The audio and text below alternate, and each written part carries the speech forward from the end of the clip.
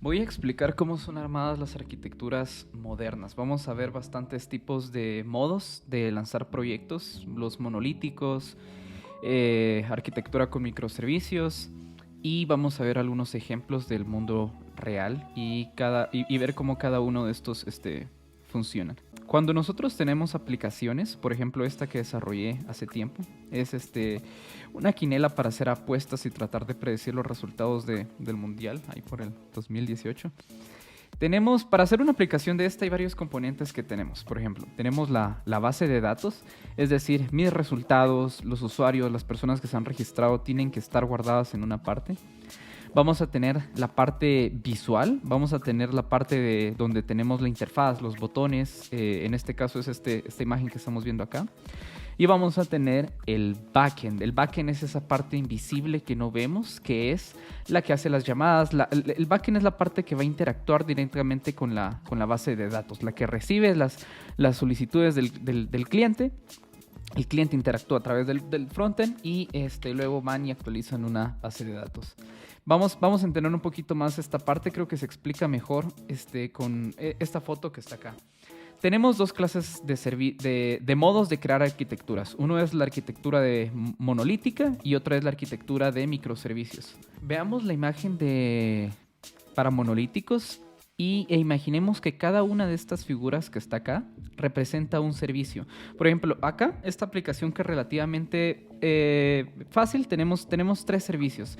Vamos a necesitar una base de datos, vamos a necesitar un frontend y un backend. ¿Qué quiere decir una aplicación monolítica? Por ejemplo, este pentágono que está acá podría ser fácilmente nuestra computadora. Y dentro de la misma computadora vamos a tener una instancia de la base de datos, vamos a tener el backend y el frontend. Y nuestros clientes todos van a interactuar directamente con esta misma instancia de la computadora.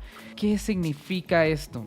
Que si yo hago un cambio al frontend, si yo, por ejemplo, me dicen, quiero que aquí hay un typo, aquí una falta de ortografía, o cámbiale visualmente algo, voy a tener que lanzar todo el servicio nuevamente, voy a tener que deployar la base de datos, voy a tener que lanzar el backend por una sola modificación que yo hago, porque todo existe en la misma máquina y no puedo hacer como cambios individuales. Microservicios es cada uno de los, su nombre lo dice, cada uno de los servicios está dentro de esta figura y cada uno de los servicios es independiente. Entonces, tiene noción que otros existen, pero no, como que la existencia de otros no afecta a la misma de él. Una de las ventajas que tiene monolítico, por ejemplo, es que si uno de estos sistemas muere, va a producir que una reacción en cadena que va a hacer que todo el sistema se muera también. Los microservicios tienden a ser más resilientes. Si uno de los nodos falla, si uno de los servicios falla, garantiza que aunque sea una parte parcial de la aplicación sigue funcionando. Por eso es que en las aplicaciones grandes no todo se cae de un solo. Es muy posible que, por ejemplo, la parte de pagos no esté funcionando, pero te puedes loguear a la aplicación. Entonces son sistemas que cuando llegan a tener fallas suelen ser parciales. Tiene ventajas y desventajas. Por ejemplo, monolítico es mucho más fácil de mantener. Es más fácil de debuguear, por ejemplo, y es más fácil de lanzar. Mientras que en microservicios se introduce una serie de nuevos conceptos. O sea, como que lo bonito que trae microservicios es lo malo que trae microservicios. Y es básicamente que la arquitectura empieza a ser más compleja, porque algo puede morir en una parte, un servicio que ni nosotros ni siquiera sabíamos que existía, y afectar también nuestro sistema. Entonces, como tiene sus ventajas, tiene sus desventajas, y hay una parte que creo que es importante mencionar, que no porque un servicio esté en la nube, por ejemplo, utilice AWS o utilice Docker, por ejemplo, lo hace microservicios. Fácilmente la arquitectura puede ser monolítica y un repositorio monolítico puede escalar y puede manejar grandes cantidades de tráfico. Hay muchas empresas, o sea, como que microservicio no es el defecto. Lo que hace monolítico, por ejemplo, es que puedes escalar las máquinas, las instancias horizontalmente. Entonces puedes tener 5 de estos pentágonos y cada una corriendo todos estos servicios. Y si este círculo quiere escalar, lo que significa que necesitas más instancia de ese círculo. Imaginemos que la base de datos, por alguna razón estamos recibiendo muchos inputs. Entonces lo que va a hacer esto es que va a crear otro círculo, va a crear otro círculo. Versus que en un repositorio monolítico, si queremos escalar, vamos a tener que crear una instancia completamente nueva que va a tener servicios que no necesitamos. Vamos a escalar el front, vamos a escalar el back, vamos a escalar la base de datos, cuando a lo mejor solo era esta parte la que necesitábamos. Entonces ese es otro de los beneficios que nos ofrece esta parte. Incluso hay opciones de Docker para repositorios monolíticos, o sea, cada uno de estos puede ser un contenedor. El objetivo último de microservicios debe ser de que nuestras prácticas de DevOps, que es Continuous Integrations, Continuous Delivery, que es la parte que mencionaba acá, que de código se vaya a producción o a entornos de desarrollo automáticamente. El objetivo de microservicios debe ser de que estos cambios produzcan deploys únicos al servicio que estamos modificando. Si el servicio de la base de datos, por ejemplo, hizo un cambio, solo se va a tener que deployar nuevamente. Y estas pues van a permanecer intactas porque estas no fueron modificadas. Vamos a ver ahora ejemplos reales, 3 tipos de arquitecturas que aplicaciones empresariales ya usan y que yo personalmente he visto en producción muchas veces. Los primeros 2 ya hablamos.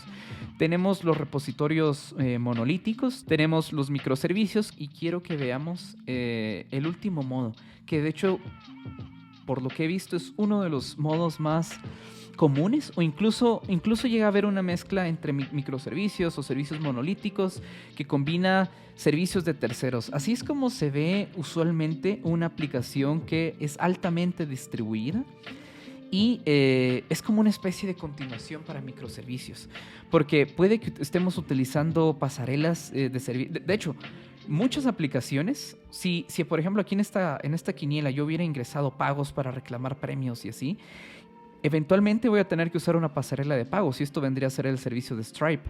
Si al momento de que nuestro usuario se registre yo voy a enviarle un mensaje para la activación que le llegue a su teléfono, yo voy a necesitar un servicio de Twilio, por ejemplo, que me maneje esa parte con los celulares.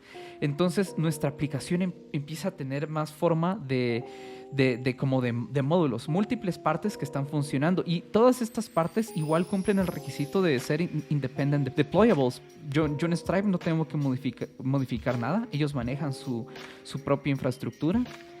Puede que mi base de datos en Postgres la tenga en una instancia en AWS, pero Docker haga otra parte. Entonces este es un ejemplo muy real de muchas tecnologías trabajando al unísono para que la aplicación pueda funcionar.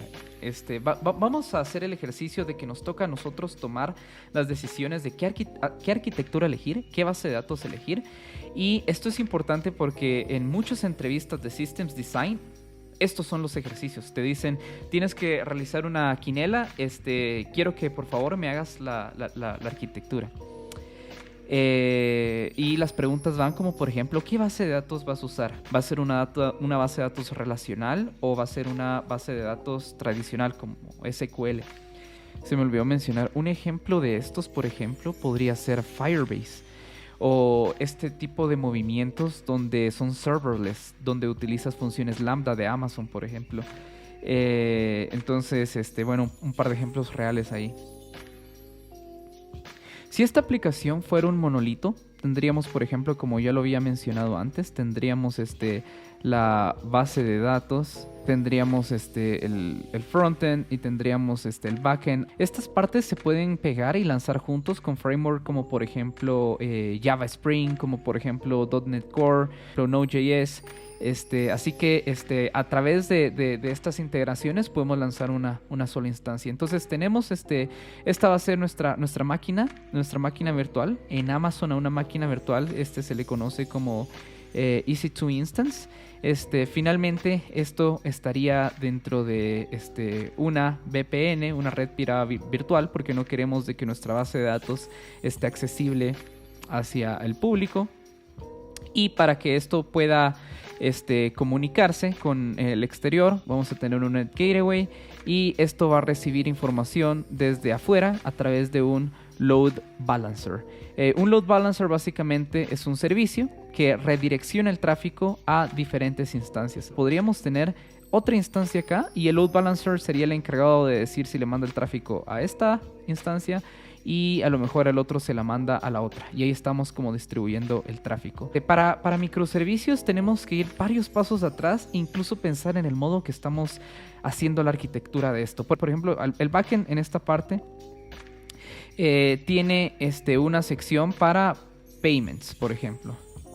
Tiene una sección para payments, barra payments, y tiene una sección para barra users, y tiene una sección para barra Quinela.